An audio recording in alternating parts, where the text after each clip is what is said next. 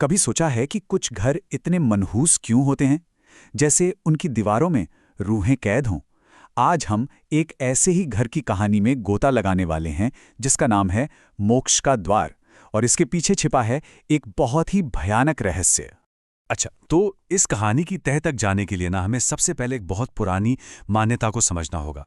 एक ऐसी मान्यता जिस पर ये पूरी खौफनाक दास्तान टिकी हुई है, और वो है आत्मा की अधूरी यात्रा। देखिए, बात सीधी सी है। मान्यता ये कहती है कि हर आत्मा को मोक्ष नहीं मिलता, खासकर उन आत्माओं को जिनकी मौत वक्त से पहले यानी अकाल मृत्यु हो जाती है।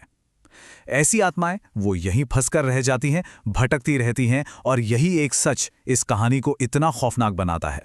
तो कहानी की हीरोइन है टीना, एक स्टूडेंट जो अभी अभी बैंगलोर जैसे बड़े शहर में आई है। और उसकी सबसे बड़ी जरूरत क्या है? रहने के लिए एक घर, है ना?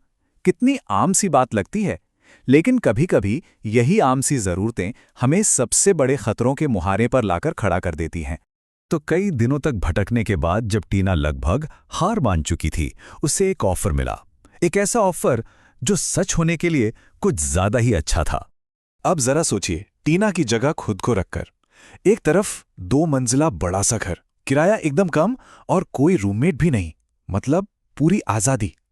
लेकिन दूसरी तरफ थी एक ऐसी शर्त, एक ऐसी सच्चाई जिसे हर कोई नजरअंदाज कर रहा था। यह सौदा कुछ ऐसा था कि या तो सब कुछ मिलेगा या सब कुछ चला जाएगा। तो आखिर वो शर्त थी क्या? वो घर था मोक्ष द्वार के ठीक बगल में। और जब टीना ने पूछा कि ये मोक्ष द्वार क्या है, तो जवाब मिला शमशान घाट। बस ये एक शब्द सुनते ही टीना का सारा उत्साह, सारा जोश एक पल में डर में बदल गया। उसका सपनों का घर मुर्दों की आखिरी मंजिल के ठीक पड़ोस में था। अब डर तो था, जाहिर है, लेकिन मजबूरी डर से कहीं ज्यादा बड़ी थी। टीना ने वो चाबी उठाई और उस घर की तरफ चल पड़ी। और यही वो फैसला था जिसके बाद उसकी जिंदगी हमेशा के लिए बदलने वाली थी। तो आ गई वो रात, उस वीरान बड़े से घर में टीना की पहली रात। और जैसा कि उसे डर था, वो वहां अकेली नहीं थी। चारों तरफ घना सन्नाटा, बस टीवी की हल्की सी आवाज आ रही थी। टीना की आंखें नींद से भारी हो रही थीं कि तभी अचानक खिड़की पर एक खटखट की आवाज हुई। उस सन्नाटे को चीरती हुई एक आवाज। पहला ख्याल तो यही आया, शायद कोई चोर है, दिमाग यही कह रहा था। लेकिन दिल में एक अनजाना सा खौफ पहले ही घर कर चुका था। हिम्मत जुटाकर उसने खिड़की से बाहर झांका और जो देखा उसके होश उड़ गए। अंधेरे में एक भयानक परछाई तेजी से बालकनी के पार निकल गई। नहीं, ये उसकी कल्पना नहीं थी।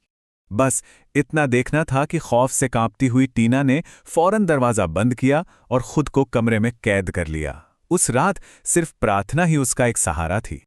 लेकिन बात वहीं खत्म नहीं हुई। वो खौफ रुका नहीं, बल्कि और बढ़ गया। अब सिर्फ खिड़की पर दस्तक नहीं होती थी, बल्कि बालकनी से किसी औरत के हंसने की आवाजें आती थी, पायल की छन छन सुनाई देती थी। और जानते हैं सबसे डरावनी बात क्या थी? जब उसने अपनी दोस्त वृंदा को ये सब बताया तो उसने यकीन ही नहीं किया। उसे लगा ये कोई बुरा सपना है। अब टीना इस खौफ में बिल्कुल अकेली पड़ गई थी। जब डर बर्दाश्त से बाहर हो गया तो आखिरकार एक पंडित जी को बुलाया गया।